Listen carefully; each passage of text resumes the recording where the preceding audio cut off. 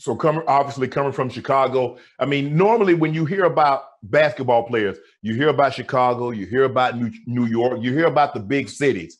So you go to Indiana. What was the thought process of going to Indiana? I'm sure you had heard some of the stories about Coach Knight, and then it's reported that your brother and Coach Knight get into it when he comes to recruit you. Well, all that's true. And by the way, if you hear something scratching, that's my dog behind me. So I saw her walk in. Yeah, and now most people probably think I got a big dog, but hey, that little fella, he tough now. But you know, I didn't make the decision to go to Indiana. That was made by my mom. And again, back then, remember your mom and your dad, they had the hammer. Right. I'll never forget, you know, my mom, you know, called the press conference and she said, "My son has made his decision." He's decided to go to Indiana University and play for Coach Knight. And I was like this. and yeah, he and my brother, they got into it, and they got into a you know, a pretty big fight. And you know, the reason why what happened? What was it about? Well, Coach Knight was recruiting me to come to Indiana in Bloomington, Indiana. Right. And the next town over from Bloomington was Martinsville, Indiana. Okay. Where the Klan started at. And right. What the Klan is, you know, has a big presence in the state of Indiana. Right. And so my brother, you know, he asked Coach Knight, he said, well, you know, when Junior's down there, because that's what they call me in the family, they said when Junior's down there, if something was to go down with the Klan, who's going to take care of him? And you know, I thought it was kind of a funny answer. Coach Knight said, "Well, if we're winning, they will." You know, so we just kind of laughed it off. Right. My brother didn't think that was funny. Right. So he's like, "Oh, you know, he went into his thing," and right. You know, and so they got into, you know, a little back and forth, and then my brother said, "Well, hey, we can take this outside." And Coach Knight stood up, took his jacket off, rolled up his sleeve, and was like, "Yeah, we can take this outside." And you know, everybody in the house, we were panicking. "Oh no, no!" You know how households are. Right. "Oh, yeah. Come on, no, no, no!" Now, Shannon, you know, let me paint the scene.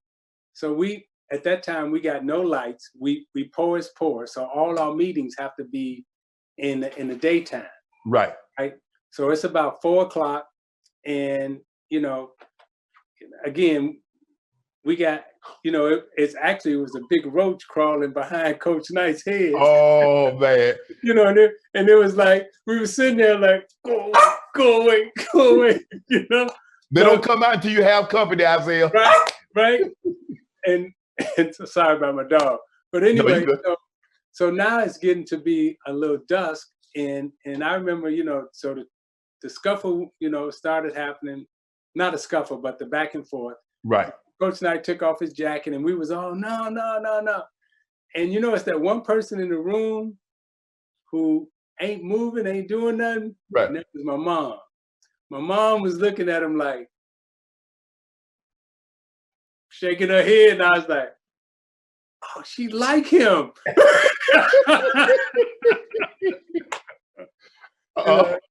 And so that's how it went down. And my mom and my sister, you know, he came in and he said, "I'm gonna offer your son 3 things. A, he's gonna graduate from college. B, he's gonna be a gentleman. And C, everything that I know about basketball, I'm gonna teach him." And that was it. Isiah, at the time that you went to college, was your father alive? My father was alive. Now, the interesting thing about my mother and my father, and again, you know, people who were coming up in the 60s, you will know this.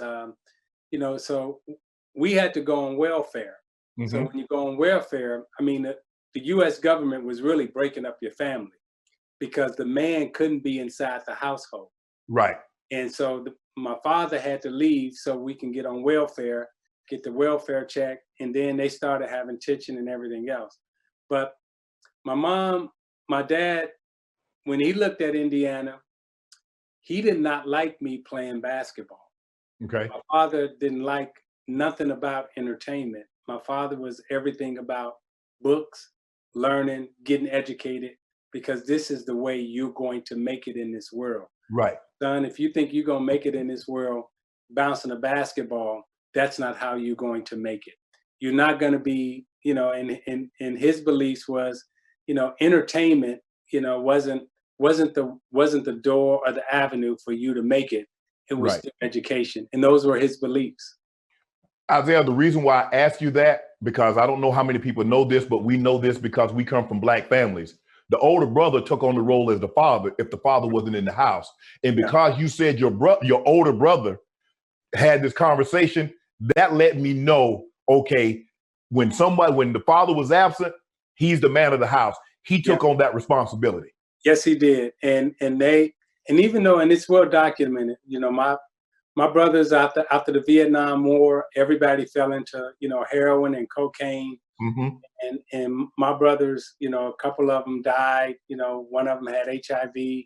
And, so it was a very difficult time during that period of time. But the messages that they were always giving me during their hard times was, hey, don't do what we're doing. Right. You can do something else. And Shannon, I'll never forget, now you got me going down memory lane. Because when we're talking about my brothers, everybody got the hand-me-downs. Right. Oh, yes. So me being the youngest, right? Oh, you got 3 or 4 deep hand-me-downs. 3, 4 deep, but I couldn't fit my brother's clothes. So whose clothes I could fit? Your sister's? My sister's clothes. I got my sister's clothes. So you button up on the left side too? I'm wearing a jeans. And we knew, man, those are girl jeans. So I'm having to fire on people in elementary and junior high because they talk about I'm wearing girl jeans. So I got to fire on them. I say I ain't got no choice. That's how I got good with my hands. That's how I was like, okay, well.